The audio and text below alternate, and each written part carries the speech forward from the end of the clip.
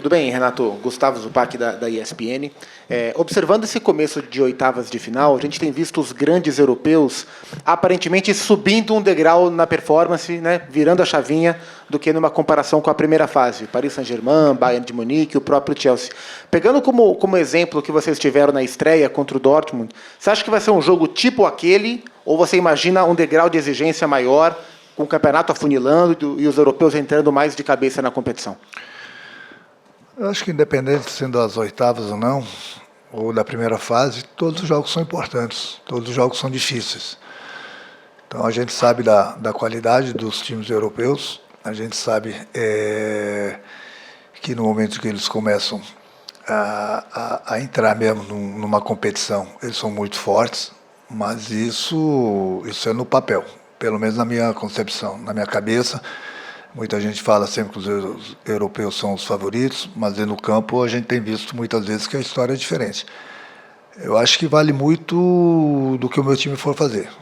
Eu acho que a atitude ela é fundamental numa partida tão importante, onde a gente vai procurar errar o menos possível, porque um erro num jogo de um tamanho desse pode ser fatal. Eu tenho visto vários outros jogos também, e tenho visto que no momento que você vacilar, eles são letais. E esse mole a gente não pode dar para o adversário. Renato, Bruno Corte, Grupo Globo. Thiago Silva, a gente sabe o quanto que nas últimas temporadas de Europa estava sempre jogando em alto nível, e o quanto que conhece essa Inter de Milão, não só a camisa da Inter, enfim, por ter enfrentado várias vezes, inclusive no Milan, em clássico, mas também por ser o Thiago Silva, a importância que ele representa para o Fluminense. O quão importante é para você, quanto faz diferença para o Fluminense, para você ter o Thiago Silva à disposição para esse jogo com a Inter? O Thiago Silva é um jogador fundamental, né, no meu esquema. Ele é praticamente um líder, é o capitão do time, é basicamente um treinador dentro do campo, pela experiência que ele tem. Eu troco bastante ideias com ele, ele conversa bastante com os companheiros dele dentro do campo. Ele é uma segurança para a gente ali atrás. Ele é bom em tudo. O futebol dele a gente nem se fala, né? Que é até bonito de ver o Thiago Silva jogando. Eu espero que ele possa estar bem para a partida de amanhã, porque tenho certeza que uma partida desse tamanho ele vai ser importante para a gente, e se ele estiver em campo, pode ter certeza que ele vai nos ajudar bastante. Renato, boa tarde. Marcelo Neves, Globoesporte.com. Não estou escutando ele. Renato, boa tarde. Marcelo Neves, Globoesporte.com. Você falou do Thiago Silva, só que outra novidade que a gente teve durante essa semana foi o Soteldo. A gente viu ele voltando a treinar em Colômbia, e a minha pergunta é sobre a condição física do Soteldo. Ele vai para o jogo, ele tem alguma carga de minutagem? Como é que está o Soteldo para essa partida? Temos que dar parabéns ao nosso departamento médico, aos nossos fisioterapeutas, ao Filé, gênio. Ele conseguiu recuperar o Soteldo da lesão dele. É lógico que o Soteldo ainda não se encontra 100%, até porque ele não treinou na maioria dos dias com o grupo, somente os últimos 2, 3 dias que ele estava presente nos treinamentos normais com os demais companheiros. Mas é um jogador que, sem dúvida alguma, ele com 15, 20, 30 minutos ele pode nos ajudar bastante. Ele está na concentração, ele vai para o banco, sim. E eu tenho certeza que a gente precisa dele, até pela experiência dele, né? Porque é um jogador de alto nível, é um jogador que está acostumado a jogos grandes. Então, se precisar, eu tenho certeza que alguns minutos ele vai nos ajudar.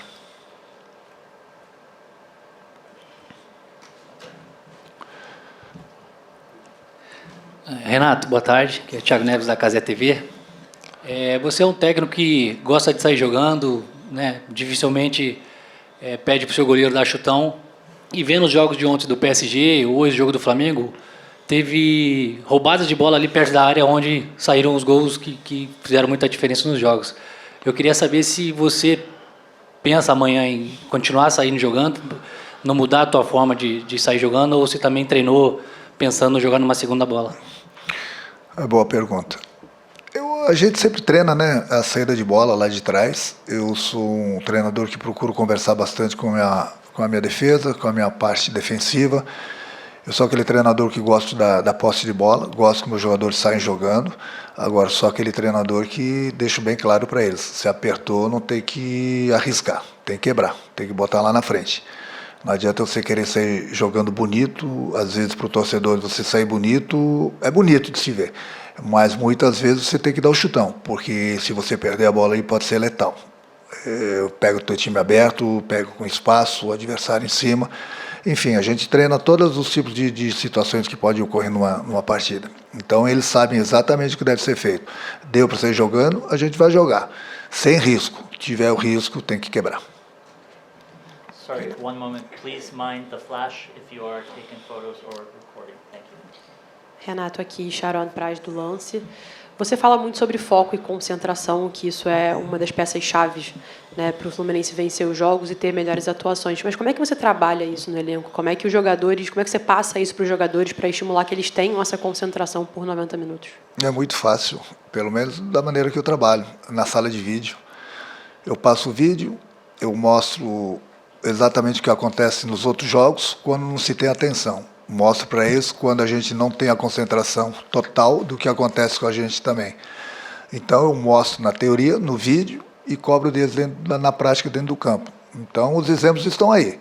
Concentrou, ficou focado no trabalho, você vai evitar que se tome um gol. Então eu falo para eles, se o adversário tiver que fazer gol, tem que fazer gol por méritos do adversário e não por falhas nossas. Então eu dei exemplo, inclusive nesse último jogo, do nosso penúltimo jogo, que nós tomamos a virada, por quê? Nós estávamos bem na partida, fazendo tudo que nós treinamos, e aí, de repente, depois da parada técnica, deu aquele apagão no time, durante aqueles 10, 15 minutos, e nós tomamos uma virada. E depois ainda nós conseguimos virar novamente no segundo tempo, mas isso não vai acontecer toda hora. Daqui a pouco você pega um adversário com uma qualidade maior, as dificuldades vão ser maiores. Hoje em dia, eu falo para eles, é difícil você fazer gol. É difícil no mundo todo você fazer gol, mesmo com qualidade. É difícil fazer gol. O que a gente não pode é proporcionar para o adversário um gol fácil, porque daí você tem que dar espaço, vai ter que mudar o esquema, vai ter que começar a dar espaço para o adversário, e aí a coisa pode se complicar. Se no momento que você estiver concentrado o tempo todo, você vai evitar muito que o adversário cresça na partida e principalmente que ele comece a criar situações de gol, ou mesmo o gol. Eu costumo falar para eles uma historinha justamente sobre a tua pergunta, que ela foi muito boa, sobre a concentração. Eu pergunto assim para eles, a maioria aqui são pais de família. Vocês andam no shopping com o filho de vocês de 1 ano e meio, 2 anos, e dão as costas para ele? Ninguém dá as costas para eles falam. Ninguém dá, né? Porque se der as costas, infelizmente, alguma coisa vai acontecer. Então, a mesma coisa no jogo, se você não estiver focado, se você não estiver concentrado, alguma coisa de ruim vai acontecer. Então, isso eu martelo muito na cabeça deles. Eu falo para eles o tempo todo. Muitas vezes eu estou assistindo jogos. Hoje mesmo estava vendo o jogo do Flamengo antes de vir para cá. Aí estava com alguns jogadores lá. Aí as coisas acontecem dentro do campo. Eu mostro para eles. Está vendo? Olha ali. Ó. É o que eu falo para vocês. Se não concentrar, a coisa vai acontecer. Ela acontece a favor e acontece contra. Então, esse foco no trabalho, essa concentração no trabalho, é a coisa que eu fico o tempo todo em cima deles. No vídeo e na prática nos treinamentos. Filippo Contigiano, Gazzetta dello Sport. Posso farla in italiano? Poco, dai. Il suo collega Christian Chivu prima ha parlato del rischio meteo, visto quello che è successo ieri in Benfica-Chelsea. Si è detto anche molto preoccupato della possibilità di vivere una situazione simile. Qual è il suo pensiero al riguardo e come vive questa possibilità, questo rischio? A possibilidade no futebol é que eu falo, muitas vezes uma equipe ela é a favorita. No caso de amanhã no nosso jogo, todo mundo fala que a Inter é a favorita, mas dentro do campo a história é diferente. Eu acho que independente do adversário, você tem que estar preparado. Você tem que estar preparado para o jogo. As pessoas podem falar que é favorito, não é favorito. Eu acho que o favoritismo, ela entra na cabeça do jogador ou não. Eu falo sempre para os meus jogadores, para respeitarem os adversários, e nós respeitamos sempre nossos adversários, mas a gente vai jogar também. A gente sabe da força do adversário, mas pode ter certeza que o Fluminense não vai mudar sua maneira de jogar. Com todo o respeito à Inter. Então, o objetivo da Inter é passar para a próxima fase, o objetivo do Fluminense também é passar para a próxima fase. A gente vai brigar, a gente vai lutar durante os 90 minutos, durante os 120 minutos, durante os pênaltis, se por acaso acontecer. Enfim, o objetivo é a gente passar de fase. Hi. Sorry. Okay. I pose the same question in English. Maybe it would be easier for the translation, because actually you didn't answer the question. Do you think, are you afraid about the possibility that the game tomorrow will be suspended because of the weather? Because yesterday the game Chelsea against Benfica was suspended for a couple of hours, okay, because of the risk of the storm, okay? And the Kivu, Inter Milan's coach, said they have to decide before. If there is a serious risk that the match could be suspended, it's better to postpone the beginning of the match. Okay, that was the question of my colleague. Thank you very much, coach. Bom, agora entendi bem a pergunta. Bom, a natureza é a natureza, né? São as regras. Eu vi esse jogo ontem, faltando 5 minutos, e o Chelsea estava vencendo a partida, foi interrompida por causa do raio, e em 5 minutos na volta o Benfica teve o pênalti, teve até situação para virar a partida, depois foi para a prorrogação, aconteceu aquilo. Eu falo, eu não posso brigar contra a natureza. No Brasil a gente joga com chuva, a gente joga com raios, a gente joga com tudo. Aqui tem um raio a 15 quilômetros, 10 quilômetros, para. São as regras aqui, a gente tem que se comportar, a gente tem que seguir o que tá decidido.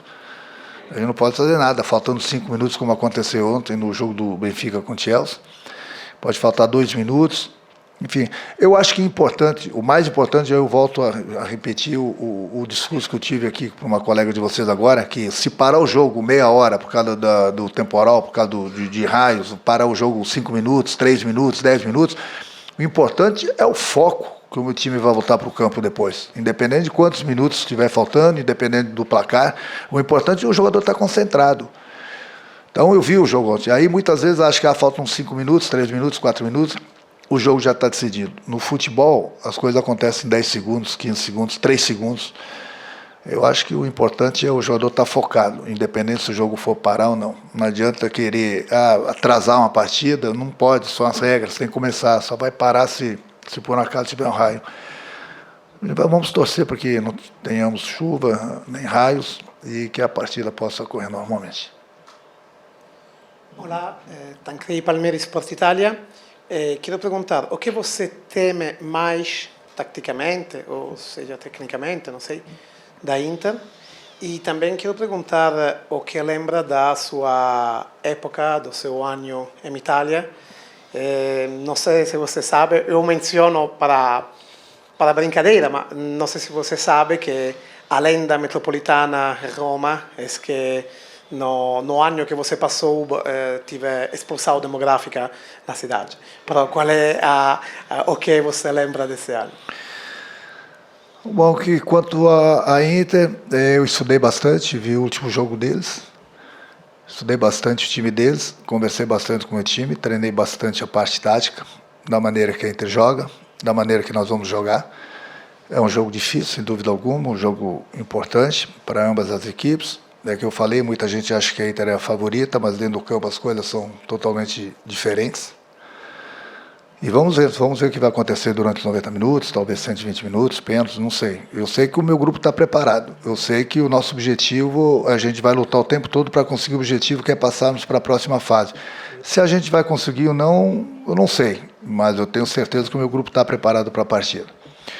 Quanto à minha ida para a Itália, lógico que não foi muito boa, porque eu tinha um contrato de 3 anos. O primeiro ano para mim não foi muito bom, tive 2, 3 lesões.